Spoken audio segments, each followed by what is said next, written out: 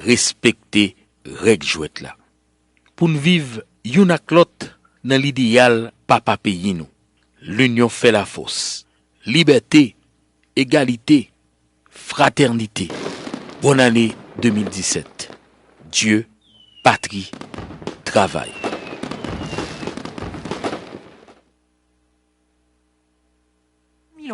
Mais revenons au vrai prix du transfert de Fernando Torres. 58 millions pour le chouchou de Liverpool, qui à l'hiver 2011 a préféré signer chez Chelsea, le rival, pour 5 ans. Manque de chance, le premier match de Fernando l'oppose à Liverpool.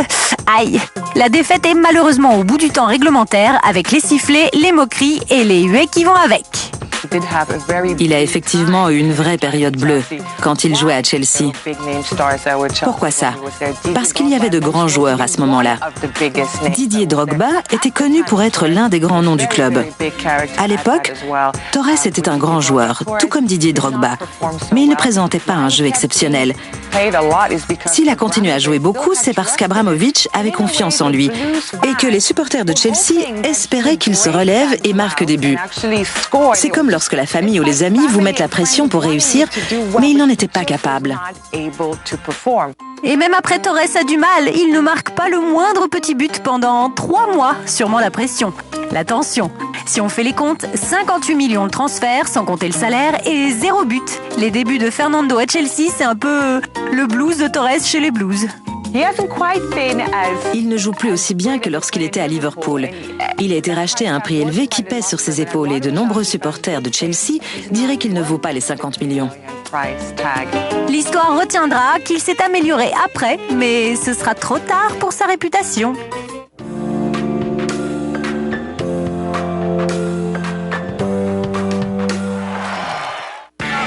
On l'adore ou on le déteste. Mais c'est impossible d'ignorer Éric Daniel Pierre Cantona. Innovant, puissant, passionné et très arrogant. Il pensait n'avoir jamais tort. Et pourtant...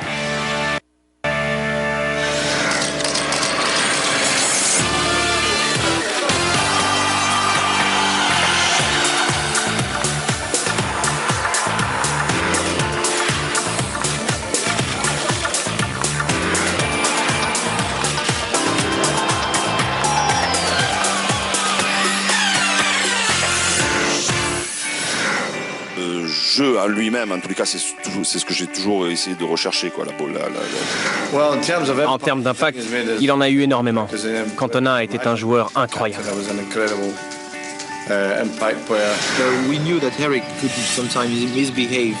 On savait qu'Eric pouvait mal se comporter sur le terrain ou au club.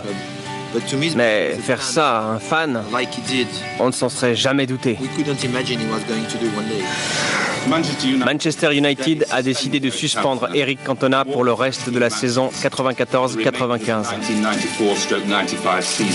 De plus, le joueur a reçu l'amende maximum permise par son contrat. Nostalgique? Non. Quand j'ai pris ma retraite, j'avais perdu ma passion pour le jeu. J'aurais pu continuer, j'avais encore le physique. J'avais perdu la passion. Éric Cantona avait de la présence, bien que ça ne soit pas une description à la hauteur de son charisme. Aujourd'hui à la retraite, sa légende est pourtant présente chez les jeunes qui ne l'ont jamais vu jouer. Comme elle l'était chez les supporters de la Ligue fin des années et des Anglais qui l'ont vu faire ses ligues. Col remonté. Regard impérieux. Les arbitres, les entraîneurs, les joueurs adverses et même ses coéquipiers se sont attirés les foudres de Cantona. Mais c'est seulement quand il s'est attaqué à un fan que sa réputation a été ternie pour de bon. Même après ça, beaucoup lui ont pardonné. Il était tellement doué.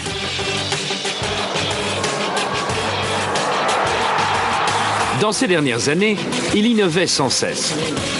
Puis, il est devenu acteur et puis le pionnier d'un tout nouveau genre de foot. Il semblait né pour le tapis rouge et adorait l'attention selon ses propres conditions, bien sûr. Théâtral dans tous les sens du terme, égocentrique, malpoli et même brutal, c'est bien Cantona. Et son histoire démarrera juste après la pause.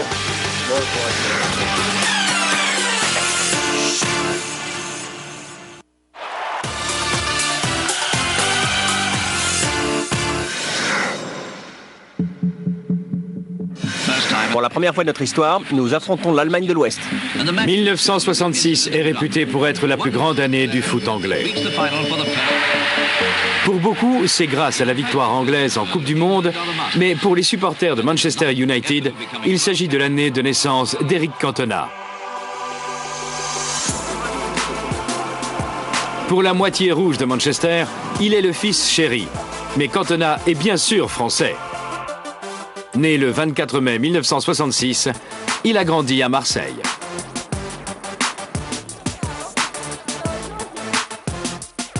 Enfant, il n'a pas débuté comme attaquant, mais comme gardien de but au Sport Olympique Cayolet. Une équipe célèbre pour avoir produit des talents comme le milieu de terrain Jean Tigana et l'entraîneur de Saint-Étienne, Christophe Galtier. Mais rapidement, l'instinct créatif de Cantona a pris le dessus. Yves Tchikoulot, président du club des Cayolais, a déclaré qu'à 9 ans, il jouait comme un ado de 15 ans. Quand il était dans l'équipe, ils ont remporté de nombreux tournois.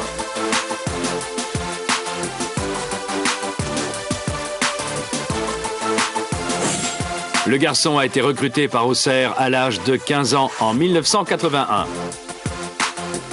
À 17 ans, il signe un contrat professionnel avec le club de Giroud et fait ses débuts en première division.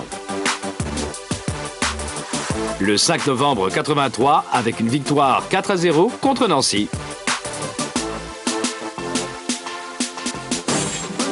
Mais le tempérament de Cantona a causé des maux de tête dès le départ, pas seulement aux officiels du club, mais aussi aux cibles de son courroux. En 1987, il a fait un œil au beurre noir au gardien d'Auxerre, Bruno Martini.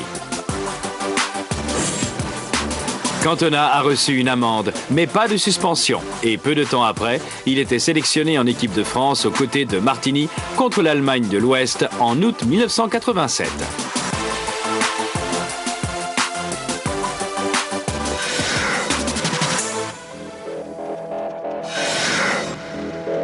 En 1988, Cantona a été suspendu 2 mois pour un tacle dangereux sur le joueur nantais Michel Derzakarian. Après un transfert de rêve pour 22 millions de francs vers l'Olympique de Marseille, Cantona a pourtant tiré le ballon dans les tribunes et jeté son maillot parce qu'il avait été remplacé. Pour avoir bravé l'entraîneur de Marseille, Gérard Gilly, le club a suspendu Cantona pendant 1 mois et l'a prêté à Bordeaux et ensuite à Montpellier.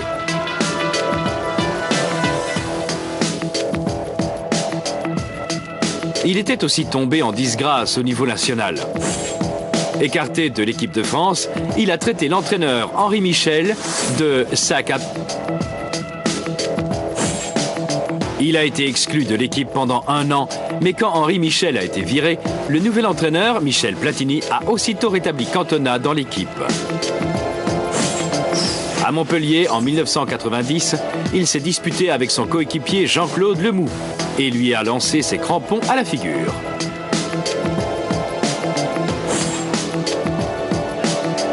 La moitié de l'équipe voulait qu'il soit viré, mais ses coéquipiers, Laurent Blanc et Carlos Valderrama, ont convaincu le club de le garder. Il a été suspendu pour 10 jours et a joué à son retour un grand rôle dans la victoire en Coupe de France de Montpellier.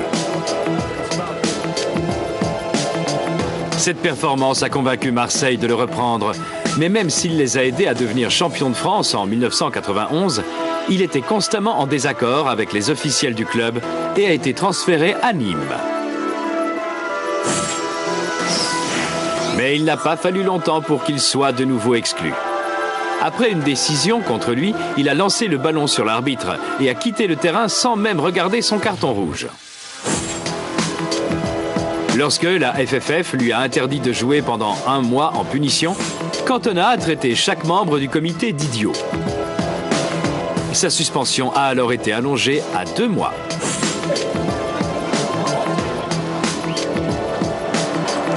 La réponse de Cantona a été d'annoncer qu'il ne jouerait plus jamais au foot. Il a pris sa retraite le 16 décembre 1991 à 25 ans.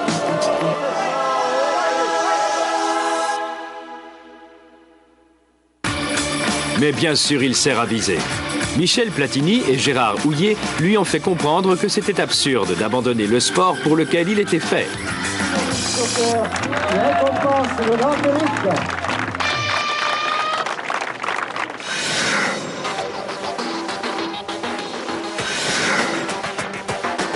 La carrière de Cantona en équipe de France ressemble à sa carrière en club. Des moments magiques accompagnés d'une multitude de problèmes. Les Bleus ont démarré leur ascension dans le football mondial quand Cantona les a emmenés au championnat d'Europe Espoir en 1988. Et il a marqué 20 buts en 45 sélections en équipe de France. Mais Cantona n'a participé qu'à un seul tournoi majeur pour la France, l'Euro 92. Et c'était loin d'être une réussite. Les Bleus n'ont pas remporté un seul match malgré le duo Cantona-Jean-Pierre Papin. La France n'a pas réussi à se qualifier pour la Coupe du Monde 1994 avec Gérard Houllier. Et Cantona a joué son dernier match avec les Bleus contre les Pays-Bas en janvier 1995.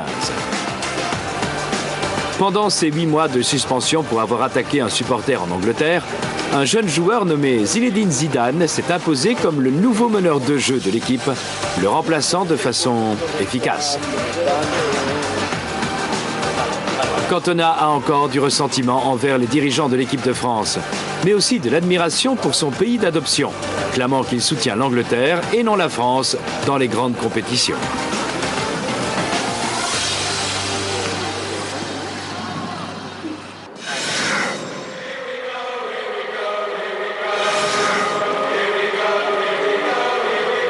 Moins d'un mois après que Michel Platini l'ait fait sortir de sa retraite, Cantona est parti en Angleterre et malgré une semaine d'essai avec Sheffield Wednesday, il a signé à Leeds United pour seulement 900 000 livres en janvier 1992.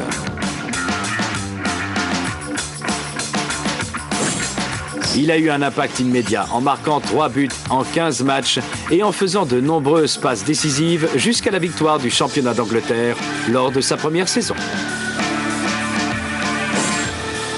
À cause de son caractère explosif, l'entraîneur de Leeds, Howard Wilkinson, avait bien du mal à l'intégrer à l'équipe.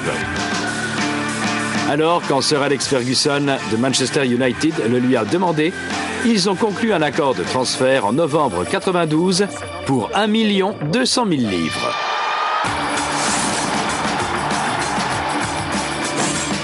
Les supporters de Leeds continuent de maudire le jour où ils ont perdu l'énigmatique Français.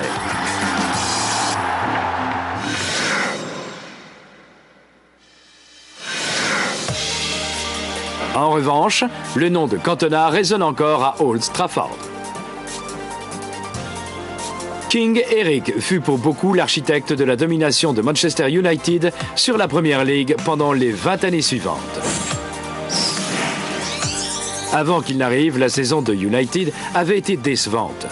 L'équipe était derrière Norwich City, Blackburn Rovers, Aston Villa et Chelsea dans la course au titre inaugural de la Premier League. Les buts se faisaient rares. Mais Cantona a marqué et fait de nombreuses passes décisives. Et Man U a gagné avec 10 points d'avance son premier titre depuis 1967. Il a été le premier joueur à remporter coup sur coup le titre de première division avec des clubs différents. Après avoir été champion de France avec Marseille en 1991, c'était même son 3e titre consécutif. Mais ce ne serait pas Cantona sans un peu de controverse. À son retour à Elland Road pour jouer contre Leeds, il a craché sur un fan et a reçu une amende de 1000 livres de la fédération anglaise. Les titres se sont enchaînés en 1994 avec la Coupe d'Angleterre et une place de second en Coupe de la Ligue. Mais la nature explosive du Français faisait régulièrement surface. Et le plus gros incident n'était pas encore arrivé.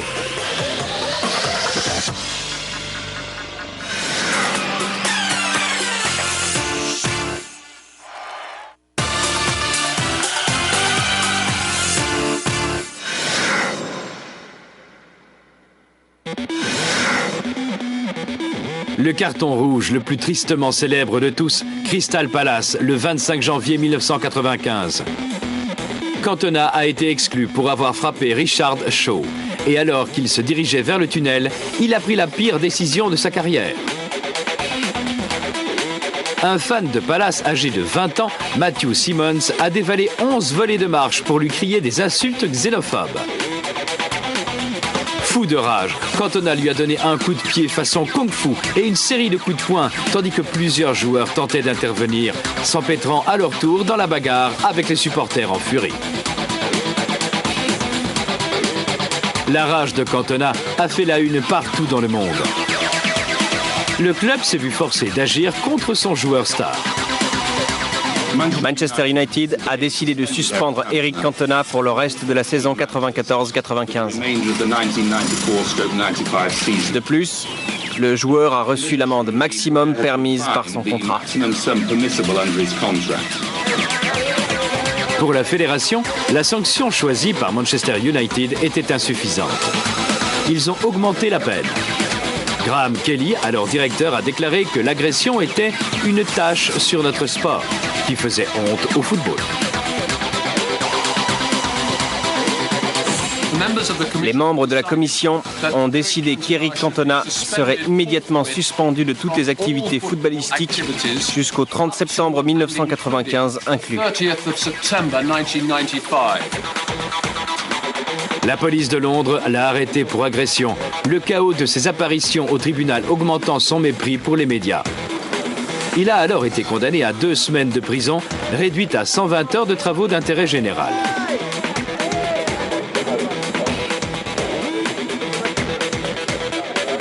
C'est après le verdict que Cantona a délivré sa plus célèbre citation. Alors que les hordes de journalistes attendaient sa version, il a lancé une phrase énigmatique et a quitté la conférence de presse.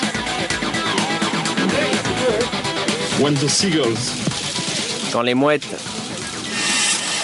suivent le chalutier, c'est parce qu'elles pensent qu'on va leur jeter des sardines. Merci beaucoup. De leur côté, les fans donnaient leur propre version du verdict. Je pense que Cantona a perdu la boule. Il est seulement humain, non? Il est seulement humain? Bah, je voudrais pas qu'on soit humain comme ça avec moi.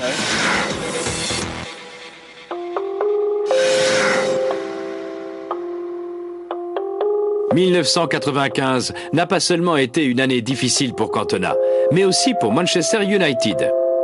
Sans lui, le club a manqué le titre de champion de Premier League. Et Sir Alex Ferguson a lutté pour l'empêcher d'abandonner le foot pour de bon. Oui, pendant que j'étais suspendu, j'avais pris 9 mois de suspension. Et je devais m'entraîner 2 fois plus que les autres, sauf que je ne jouais pas le match. Et je pouvais commencer un petit peu à me disperser. Cantona est revenu pour jouer contre les rivaux de Man U, Liverpool, en offrant une de ses performances habituelles avec un but et une passe décisive. Si son statut de héros culte n'était pas déjà confirmé, c'était chose faite. Cantona a conquis le titre de champion de Premier League en 96 et en 97.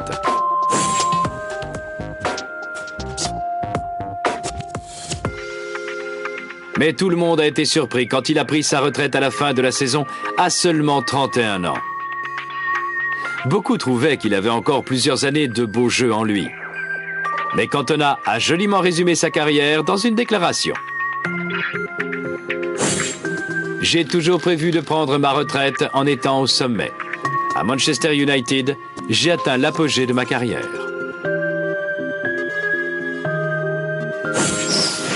Après 5 saisons, Cantona a quitté Manchester avec 4 titres de champion de Premier League, 2 Coupes d'Angleterre et 3 Charity Shields, avec 82 buts en 185 sélections. Mais son héritage ne s'arrête pas là.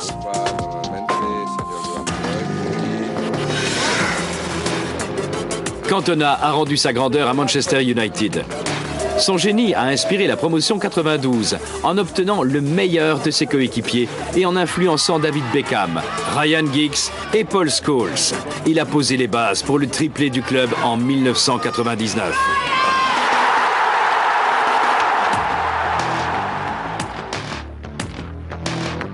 Le numéro 7, rendu d'abord célèbre par Georges Best, reste associé à l'énigmatique français. C'est Beckham qui a repris le numéro 7, puis Cristiano Ronaldo par la suite. Tous les deux peuvent prétendre au titre de plus grand joueur de United. Mais pour les supporters, peu importe le joueur qui enfilera le maillot numéro 7, il jouera toujours dans l'ombre du King Eric. C'est triste pour United. Il a été un joueur fantastique pendant les 4 ans et demi qu'il a passé ici. Et nous avons remporté 6 trophées avec lui. C'est une triste journée. Le sentiment dans les gradins et chez les journalistes était que Cantona avait encore beaucoup à offrir.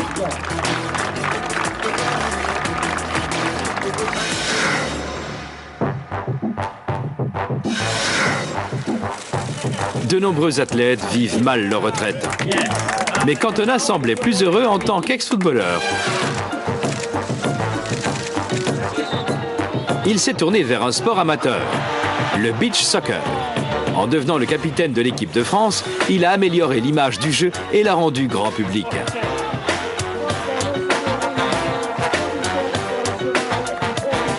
Et il s'est aussi tourné vers le cinéma. Il s'intéressait déjà à la poésie, la philosophie, la peinture et la mode. Et quand il a lancé sa carrière d'acteur, tout a pris son sens. Il était peut-être né avec l'habileté d'un joueur de foot, mais au fond de lui, c'était un artiste.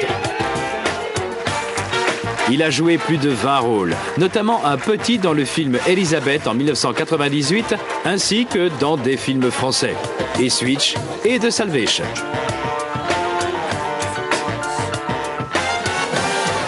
Mais son plus grand rôle fut en 2009 dans Looking for Eric, où il joue son propre rôle dans l'imagination d'un supporter de Manchester United déprimé.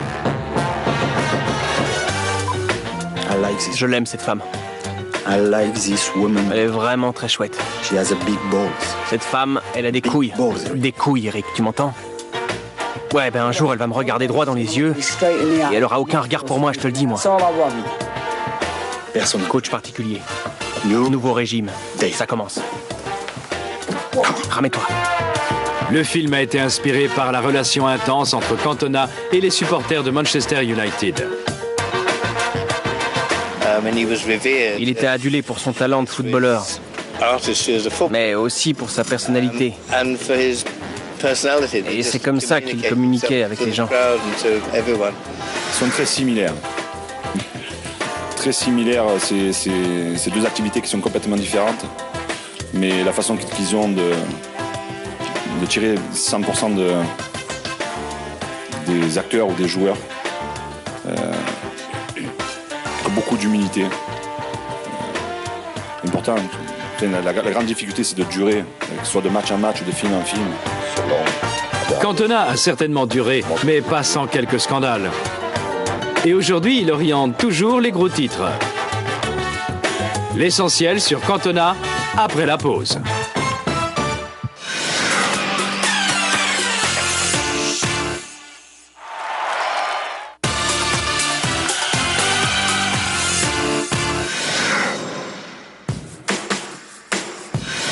Ce n'était pas seulement ce personnage de film qui était à la recherche d'Eric.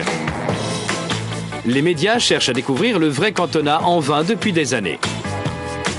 Alors, quel est l'essentiel à retenir? En l'honneur de son maillot numéro 7, voici pourquoi Eric est le roi. Il a du sex appeal. Bien qu'il ait été marié, les supportrices fondaient devant son charisme, sa confiance en lui et bien sûr son accent français. Ce n'est pas pour rien que la foule scandait « Où à Cantona ?»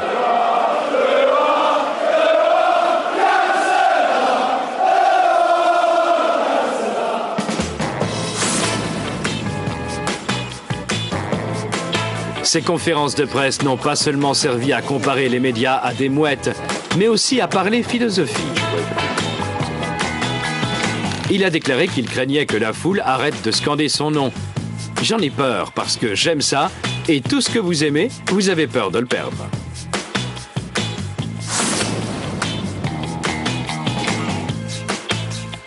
En Angleterre, le football était rude. Des hommes robustes qui bataillaient sur des terrains boueux. Mais Cantona est arrivé avec son élégance à la française. Son contrôle du jeu, sa démarche arrogante, mais surtout sa façon de remonter son col. Une mode qui sera pour toujours associée à Cantona.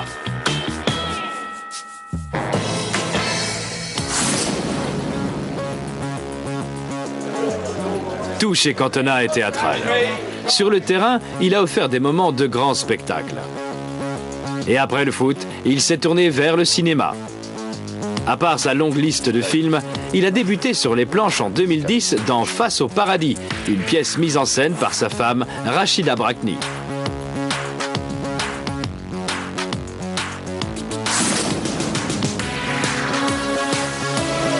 Il a été un pionnier. En dehors de son rôle d'entraîneur de l'équipe de France de beach soccer, il a pris la direction sportive des New York Cosmos en 2011.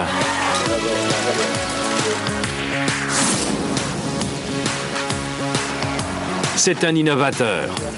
Depuis ses talonnades qui laissaient les défenseurs sur place à ses théories étonnantes sur la révolution sociale, Cantona a toujours surpris. En 2010, il a encouragé les gens à retirer leur argent des banques en protestation de la crise financière.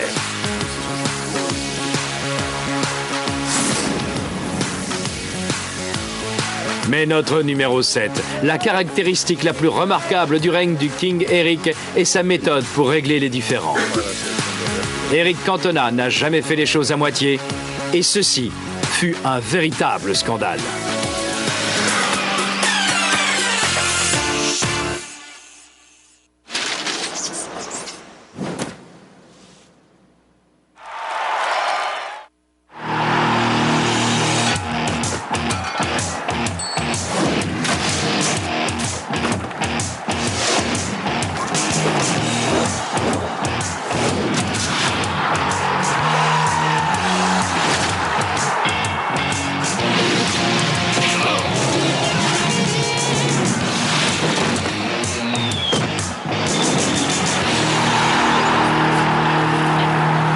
Sommaire de ce choc de légende du football.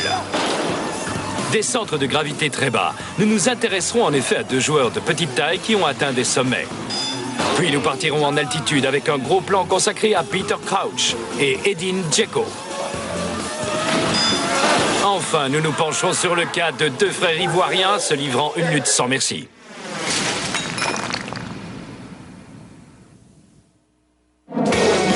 Comme le veut le dicton, plus c'est petit, plus c'est beau. Et le football n'y échappe pas. En fait, deux des meilleurs ailiers mondiaux sont également deux des plus petits joueurs en activité. Mais ce détail ne les empêchera pas d'essayer d'atteindre des sommets inégalés. Il s'agit du Belge Eden Hazard et du Croate Luka Modric.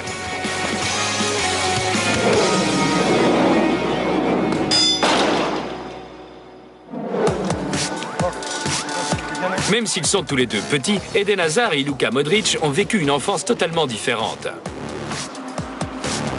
Enfant, Hazard délaisse souvent ses tâches ménagères pour aller jouer au football avec ses frères. Ses parents ferment les yeux sur ses espiègleries, car ils sont tous deux joueurs de football professionnel. Eden est un talent naturel. Et dès 8 ans, ses entraîneurs ont déjà bien du mal à l'arrêter. Il rejoint ensuite le centre de formation du LOSC, club avec lequel il dispute son premier match en pro à l'âge de 17 ans. Hazard alterne les éclairs de génie et les passages à vide. En 8 ans passés sous le maillot des Dogs lillois, il inscrit 50 buts en 190 matchs. Il en profite également pour devenir le premier joueur à remporter le trophée du meilleur espoir de Ligue 1 2 fois d'affilée. En 2012, il signe en faveur de Chelsea pour un montant de 40 millions d'euros. Il remporte l'Europa League dès sa première saison avec les Blues. Un an plus tard, il fait partie des 23 nominés au Ballon d'Or. Et il ne laisse pas ses coéquipiers indifférents, comme peut en témoigner son capitaine, Frank Lampard. Sous la houlette de José Mourinho, Hazard parvient enfin à se concentrer sur ses tâches défensives, ce qui lui permet de devenir une menace dans toutes les situations.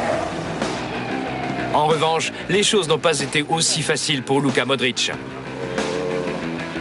Plus jeune, Luka doit en effet disputer des matchs de football au milieu des coups de feu, car l'ex-Yougoslavie est déchirée par la guerre civile.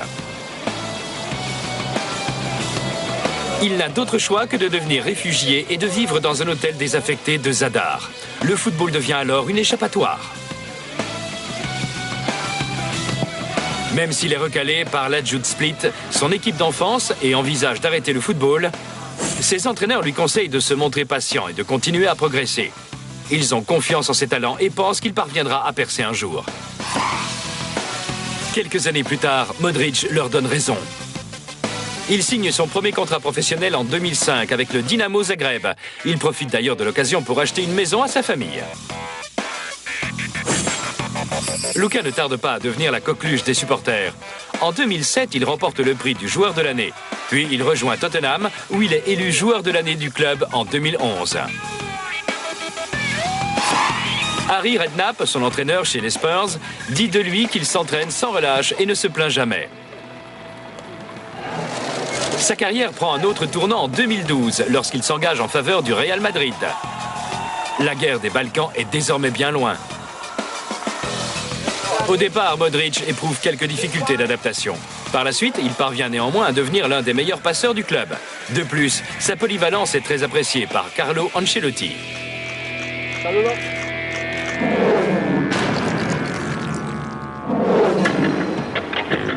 Eden Hazard et Luka Modric ont représenté leur pays à quasiment tous les niveaux. Cependant, leurs passages en sélection ont parfois été mouvementés. Georges Lekens, ancien sélectionneur de la Belgique, a par exemple qualifié Hazard de fainéant. Vu le manque de motivation affiché par Eden lors des entraînements, le prodige belge passe de longs moments sur le banc de touche. Puis, après avoir été remplacé lors d'un match face à la Turquie en 2011, Hazard rentre directement au vestiaire. Quelques instants plus tard, il est surpris par les caméras de télévision en train de manger un hamburger avec sa famille à l'extérieur du stade. Cet incident sera surnommé l'affaire du hamburger. Hazard reçoit d'abord 3 matchs de suspension pour son comportement, qui lui seront ensuite enlevés. Depuis l'entrée en fonction de Marc Wilmots au poste de sélectionneur, Hazard fait partie intégrante des Diables Rouges. Grâce à ses 3 titres de joueur croate de l'année, Luka Modric a été surnommé le Cruyff croate, afin de désigner ses qualités de créateur et sa faculté à toujours jouer vers l'avant. Clin d'œil du destin, Hazard et Modric s'affrontent lors des éliminatoires de la Coupe du Monde 2014. L'équipe menée par Hazard s'avère tout simplement trop forte pour des Croates moins talentueux. En octobre 2013, la Belgique domine la Croatie 2-1 à Zagreb et composte son billet pour la Coupe du Monde 2014.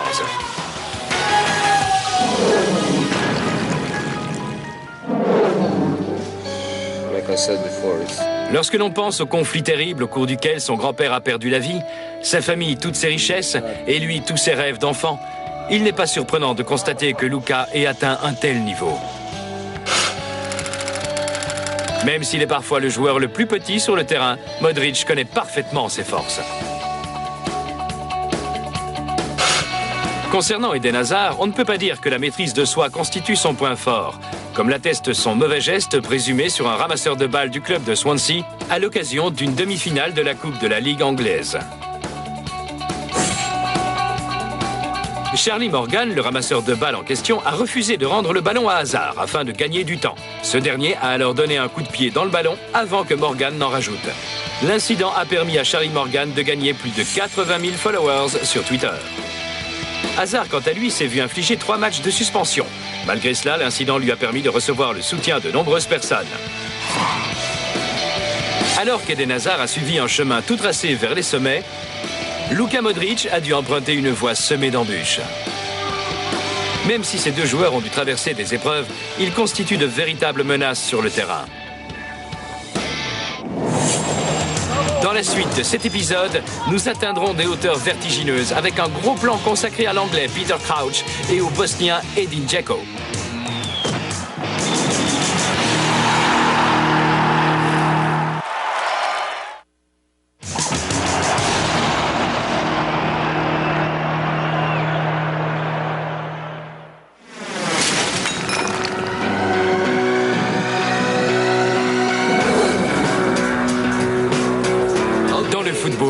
fait d'être grand représente plutôt un avantage. Cependant, cela n'a pas été le cas de ces deux buteurs qui dépassent d'une tête tous leurs coéquipiers. Le premier d'entre eux a été écarté par ses entraîneurs, car ces derniers pensaient que sa taille était plus adaptée à la pratique du basket. Tandis que l'autre était considéré comme trop grand pour évoluer au poste de milieu de terrain, ce qui lui a valu d'être transféré pour une bouchée de pain. Voici une véritable guerre de géants entre Peter Crouch et ses 2,03 m et Edin Dzeko et son 1,93 m.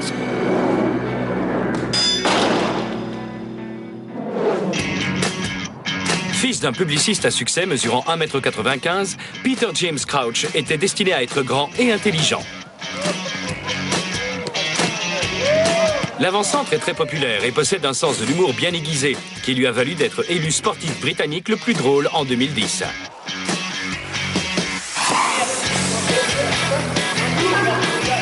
Mais tout n'aura pas toujours été drôle pour Crouch. Peter a payé de sa personne. C'est un véritable nomade du football qui a évolué dans pas moins de 12 équipes différentes. Parmi ces dernières, il a été prêté à un club semi-professionnel londonien et un autre appartenant à l'élite suédoise.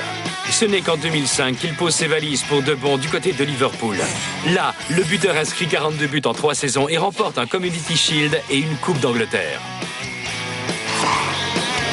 Cependant, il ne démarre pas la rencontre lors de la finale de la Champions League, disputée face à l'AC Milan.